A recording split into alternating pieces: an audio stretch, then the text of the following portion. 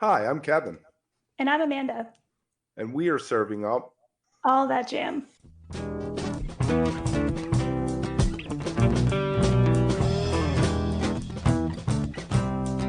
All That Jam, Quick Hit. Dan Africano on Thievery Corporation.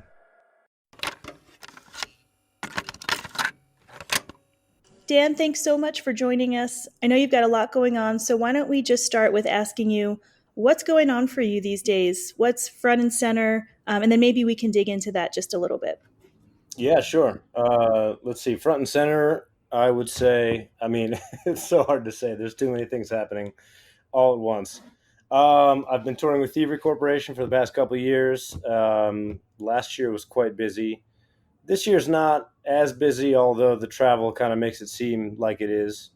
Heading to Europe tomorrow. We're playing Hungary and Romania next weekend.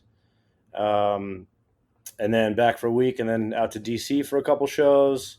Besides that, I've got a multitude of different projects. Death by Dub is the one closest to me, which is an instrumental dub reggae project that I started with Scott Flynn, trombone player and a bandmate for a long time with Elephant Wrecking Ball, another group, Jamband's Body, another band that we both played in.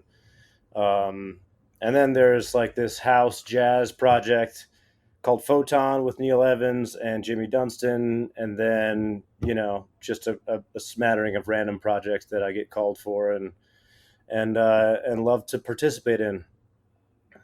I had most recently seen you with Photon at New Conscious, and it got me thinking about all the different musical styles that you play. Nice. And I would say that there's a chord that runs through that work, but I'd be curious to know your thoughts because on the face of it, you could say they're so different.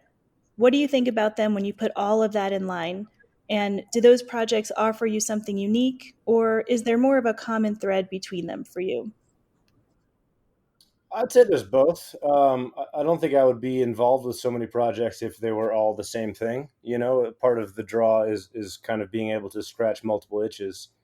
I don't love just one style of music, and so this kind of enables me the freedom to play a bunch of different styles, on a professional level. But if there was one thing, I guess tying them all together, I can't even say all, but I do love to kind of improvise in the moment. And so with a lot of the projects, I am kind of given this creative freedom where I can, play the parts, play the songs, but also, speak naturally, like conversationally within music as I'm playing all the music.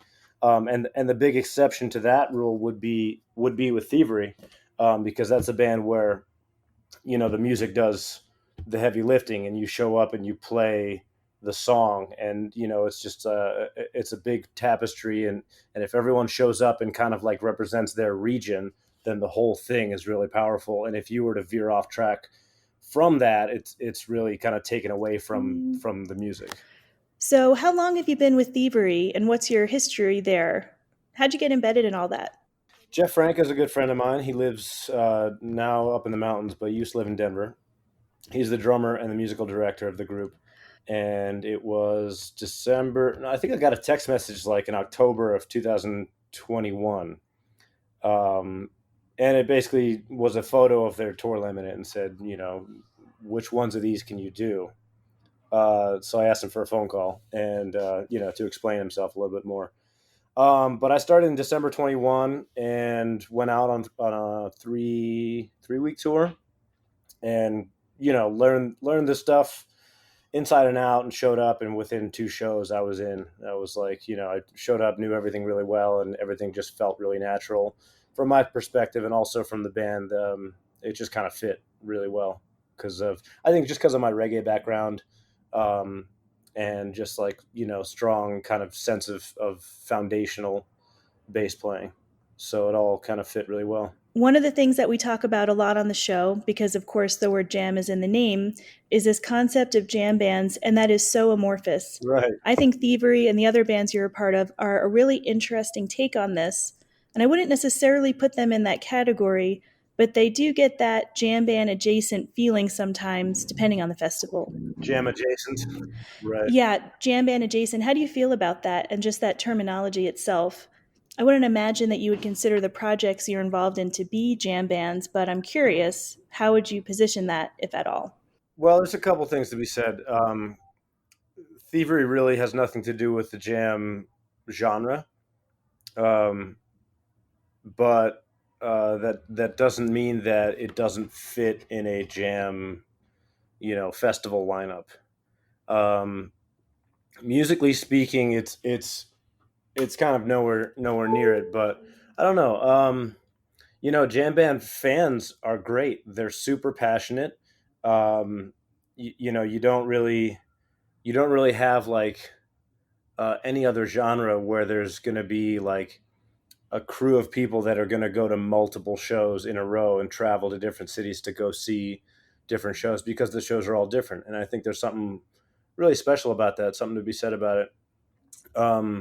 I mean, as far as the label and all that, like it really is, it takes up very little of my thought bandwidth. I don't really concern myself with it. I think that I kind of got introduced to the whole world when I started playing with Neil Evans, because he was in a band called Dopapod.